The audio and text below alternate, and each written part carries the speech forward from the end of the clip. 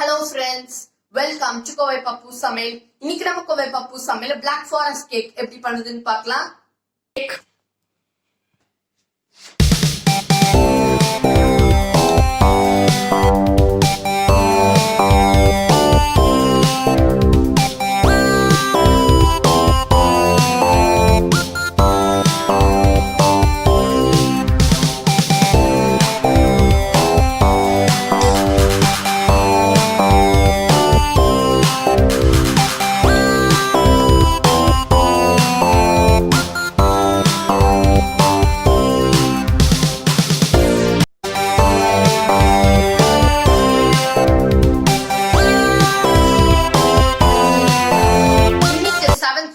என்னோட twin sisters Shelliya and ஸ்ரேயோட birthday.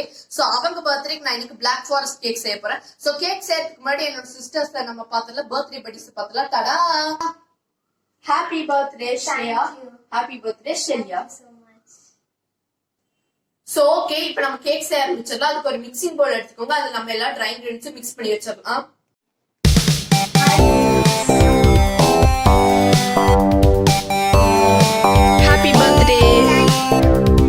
அதுக்கு ஒரு மிக்சிங் பவுல்ல 150 கிராம் மைதா மாவு சேர்த்துக்கோங்க. இந்த மைதா மாவு இதுக்குள்ள சேர்த்துருங்க. மைதா மாவு சேர்த்துட்டேன்.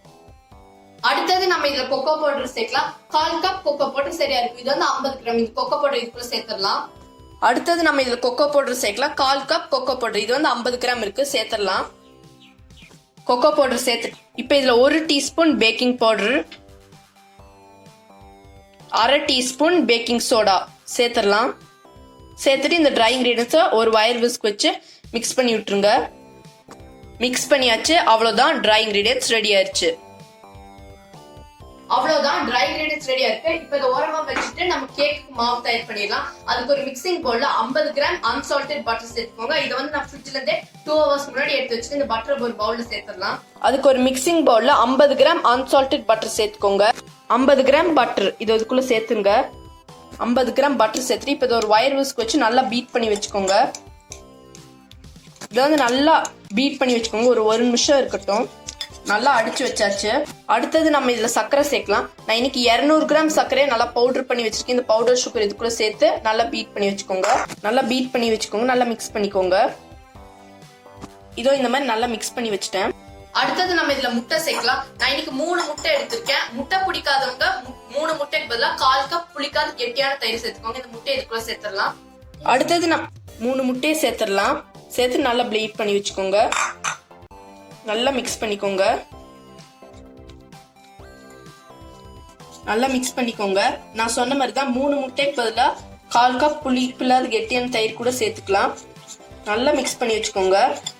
இப்போ இதில் 1/2 டீஸ்பூன் வெனிலா எசன்ஸ் சேர்த்துக்கோங்க. சேர்த்துட்டு மிக்ஸ் பண்ணிக்கோங்க. நல்லா மிக்ஸ் பண்ணி வச்சுக்கோங்க. மிக்ஸ் பண்ணியாச்சு. முட்டை சேர்த்துட்டு பீட் பண்ணதுக்கு அப்புறமா நம்ம வச்சிருக்கோம் ட்ரை இன்கிரீடியன்ஸ். அந்த ட்ரை இன்கிரீடியன்ஸ் கொஞ்சம் கொஞ்சமா சேர்த்து நம்ம மிக்ஸ் பண்ணிடலாம். இப்போ இந்த ட்ரை இன்கிரீடியன்ஸ் இதுக்குள்ள சேர்த்துடலாம். இப்போ இதுல நம்ம வச்சிருக்கோம்ல ட்ரை இன்கிரீடியன்ஸ், அதை கொஞ்சம் கொஞ்சமா சேர்த்துக்கோங்க. ட்ரை இன்கிரீடியன்ஸ் உள்ள சேர்த்துருங்க. சேர்த்துட்டு இதை வந்து ஒரு வயர் விஸ்க் வச்சு நல்லா மிக்ஸ் பண்ணி வச்சுக்கோங்க. பாருங்க, நல்லா மிக்ஸ் பண்ணிட்டு ஓரளவுக்கான ஃப்ரீ ஃப்ளோயிங்கான பேட்டரா இருக்கணும். நல்லா மிக்ஸ் பண்ணிக்கோங்க. அவ்வளவுதான், நம்ம கேக் பேட்டர் தயாராயிருச்சு. பேட்டர் வந்து பாருங்க நல்லா ஃப்ரீ ஃப்ளோயிங்கான பேட்டர் இருக்கணும். இந்த மாதிரி எடுத்தால் ரொம்ப தண்ணியாவும் இருக்கக்கூடாது, ரொம்ப கெட்டியாவும் இருக்கக்கூடாது. அந்த மாதிரி தான் இருக்கணும். இப்போ இதை நம்ம பேக் பண்ணி எடுத்துடலாம். அவ்வளவுதான், கேக் மாவு தயார் இருக்கு. அடுத்தது நம்ம இதை பேக் பண்ணோம். நான் இன்னைக்கு இதை அவன்ல பேக் பண்ண போறது. நான் இன்னைக்கு இதை வந்து குக்கர்ல பேக் பண்ண போறேன். அவன்ல பேக் பண்றீங்கன்னா 180 டிகிரி செல்சியஸ்ல ஒரு 30 ல இருந்து 40 மினிட்ஸ் பேக் பண்ணிக்கோங்க. ரெடி ஆயிடும். ப்ரீ ஹீட் பண்ணிட்டு பேக் பண்ணிக்கோங்க. இது நம்ம இன்னைக்கு குக்கர்ல எப்படி பேக் பண்றது பார்க்கலாம். அதுக்கு ஒரு குக்கர்ல 1 லேயர் உப்பு சேர்த்துக்கோங்க. கல்லுப்பு, தூளுப்பு 2 சால்ட் பயன்படுத்திக்கலாம். உப்பு சேர்த்து அதை தூக்கி வைக்கிறதுக்கு ஒரு ஸ்டாண்ட் வச்சுட்டு குக்கரை மூடி வச்சுட்டு ஒரு 5 நிமிஷம் ஒரு 15 நிமிஷம் மிதமான சூட்ல அதை ப்ரீ ஹீட் பண்ணிக்கோங்க. குக்கர் ப்ரீ ஹீட் ஆனதுக்கு அப்புறமா நம்ம கேக் பேட்டர் உள்ள வச்சுட்டு க்ளோஸ் பண்ணி ஒரு 40 நிமிஷம் 40ல இருந்து 45 நிமிஷம் பேக் பண்ணி எடுத்துடணும். இதை பேக் பண்ணி எடுத்துடலாம். அதுக்கு இந்த மாதிரி ஒரு சில்வர் பேன்ல இந்த மாதிரி ஒரு பேன் எடுத்திருக்கேன். இப்போ இதுல ஒரு பட்டர் பேப்பர் வச்சுக்கலாம். பட்டர் பேப்பர் இல்லாதவங்க ஆயில பட்டர் போட்டு கிரீஸ் பண்ணிட்டு உள்ள வச்சுக்கலாம். இந்த பட்டர் பேப்பர் உள்ள வச்சுட்டு நம்ம கேக் மாவு உள்ள சேர்த்துடலாம். பட்டர் பேப்பர் வச்சதுக்கு அப்புறமா நம்ம வச்சிருக்க கேக் மாவை உள்ள சேர்த்துருங்க. சேர்த்துடலாம். அவ்வளவுதான், கேக் பேட்டரை உள்ள சேர்த்துட்டேன். இப்ப 2-3 டைம் டேப் பண்ணிக்கோங்க ஏர் பபிள்ஸ் எஸ்கேப் பண்றதுக்கு. அதுக்கு ஒரு குக்கர்ல ஒரு லேயர் உப்பு சேர்த்துட்டேன். இப்ப அதை தூக்கி வைக்கிறதுக்கு ஒரு ஸ்டாண்ட் வச்சுக்கோங்க. இந்த மாதிரி ஒரு ஸ்டாண்ட் வச்சுக்கோங்க. சேர்த்துட்டு குக்கரை க்ளோஸ் பண்ணி வச்சுக்கோங்க. குக்கரை க்ளோஸ் பண்ணி வச்சுட்டேன். வெயிட் வைக்க தேவையில்லை. இதை வந்து மூடி வச்சுட்டு மிதமான சுட்டுல ஒரு 15 நிமிஷம் ப்ரீ ஹீட் பண்ணிக்கோங்க. 15 மினிட்ஸ் குக்கர் நல்லா ப்ரீ ஹீட் ஆயிடுச்சு. இதை ஓபன் பண்ணிட்டு நம்ம வச்சிருக்கிற கேக் மாவு உள்ள வச்சிருங்க. கேக் மாவு உள்ள வச்சுட்டு க்ளோஸ் பண்ணி வச்சுக்கோங்க. அடுப்பு வந்து சிம்ல வச்சுக்கோங்க. குக்கரை மூடி வச்சுட்டு மிதமான சூட்ல ஒரு 40-45 நிமிஷம் வச்சுக்கோங்க. பேக் ஆயிரும். அப்படி இல்லைன்னா நீங்க அவன்ல கூட இருக்கலாம். அவன்ல வைக்கிறீங்க இருந்தாங்களா 180 டிகிரி செல்சியஸ்க்கு அவனை வந்து 10 நிமிஷம் ப்ரீ ஹீட் பண்ணிக்கோங்க. அவன் ப்ரீ ஹீட் ஆனதுக்கு அப்புறம் கேக் மாவு வச்சு ஒரு 30-35 மினிட்ஸ் பேக் பண்ண ரெடி ஆயிரும். இப்ப வந்து குக்கரை மூடி வச்சுட்டேன். மூடி வச்சு சிம்ல வச்சுக்கோங்க. குக்கரை சிம்ல வச்சுட்டு ஒரு 40-45 நிமிஷம் கன்ஃபார்ம் ஆகும் பேக் ஆகுது. 40 மினிட்ஸ்க்கு நம்ம செக் பண்ணலாம். இருக்கட்டும், 40 மினிட்ஸ் கழிச்சு வந்து பார்ப்போம். இப்ப 40 நிமிஷம் போல ஆயிடுச்சு. நம்ம குக்கரை ஓபன் பண்ணிடலாம். கேக் பாருங்க எவ்வளவு சூப்பரா பேக் ஆகி இருக்குன்னு. இப்ப இது ஒரு டூத் பிக் இல்லைன்னா இந்த மாதிரி வச்சு நம்ம லைட்டா குத்தி பார்ப்போம். வெளியே வர மாதிரி கிளியரா வரணும். பாருங்க கிளியரா வந்திருக்கு. கேக் சூப்பரா பேக் ஆயிடுச்சு. இப்ப நம்ம இத குக்கர்ல இருந்து எடுத்துடலாம். அவ்வளவுதான், நம்மளோட கேக் பேக் ஆயிடுச்சு. பாருங்க எவ்வளவு நல்லா சாஃப்டா பேக் ஆகிருக்கு. அதை ஓரமா வச்சுட்டு ஒரு ½ அன் அவர் டிஸ்டர்ப் பண்ணாதீங்க. ½ அன் அவர் இந்த கேக் நல்லா ஆறுனதுக்கு அப்புறமா நம்ம திருப்பி போட்டு கட் பண்ணிக்கலாம். இருக்கட்டும். இந்த மீன்வைல் டைம்ல நம்ம வந்து செரி சிரப் ப்ரிப்பேர் பண்ணிடலாம்.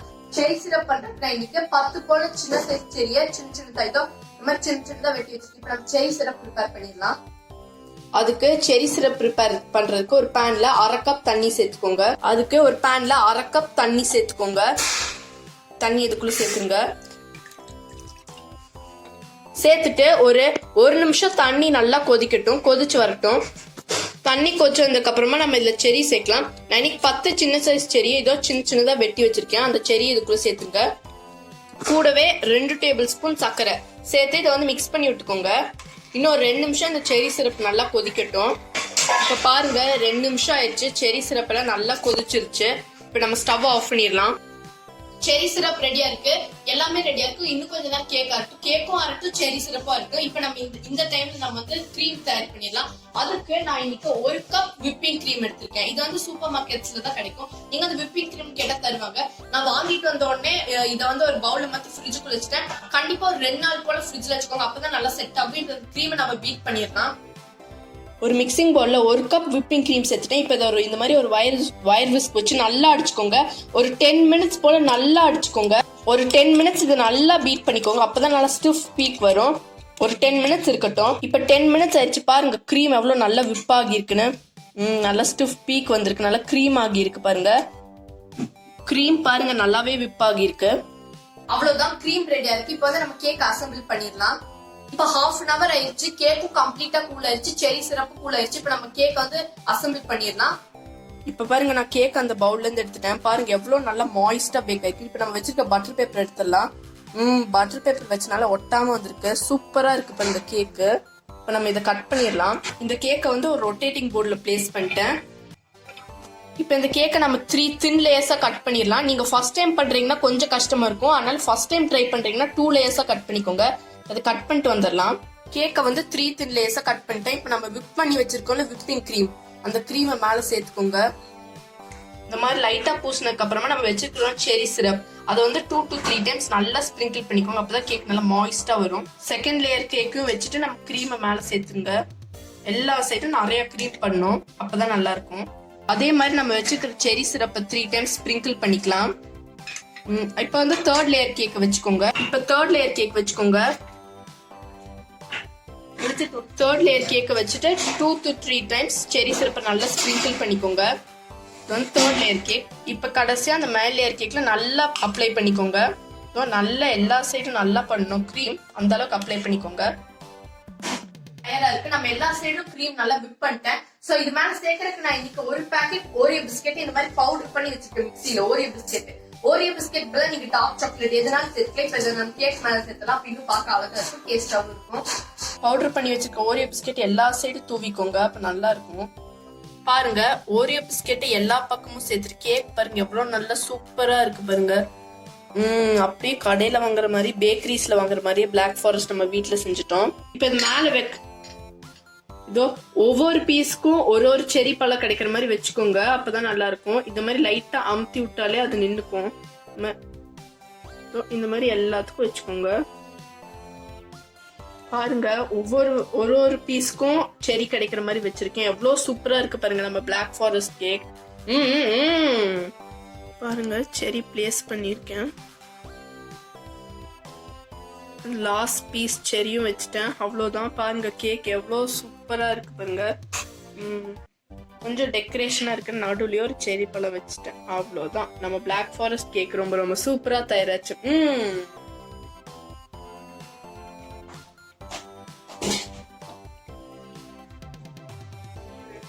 பாருங்க பாருங்க பிளாக் ஃபாரஸ்ட் கேக் எவ்வளவு சூப்பரா இருக்கு பாருங்க. ரியலா ஆசமா இருக்கு. இனி பேக்கரிஸ்ல வாங்கவே தேவையில்லை, வீட்லயே நம்ம செஞ்சு முடிச்சிடலாம். பாருங்க எவ்வளவு சூப்பரா இருக்குன்னு. சடா, நம்மளோட பிளாக் ஃபாரஸ்ட் கேக் ரொம்ப ரொம்ப சூப்பரா சுலபமா தயாரிச்சு. பாருங்க எவ்வளவு சூப்பரா இருக்கு, நம்ம வீட்லயே செஞ்சிருக்கோம். சோ இப்ப நம்ம கேக் கட் பண்ணலாம். Happy birthday my small gift for you. எப்படி இருக்கு? கண்டிப்பா வீட்லயே அண்ணன் செஞ்சிருந்தால கண்டிப்பா இது நல்லா இருக்கும்னு நினைக்கிறேன். கேக் கட் பண்ணலாமா? வாங்க ஃப்ரெண்ட்ஸ் கேக் கட் பண்ணலாம். Okay, you can cut the cake.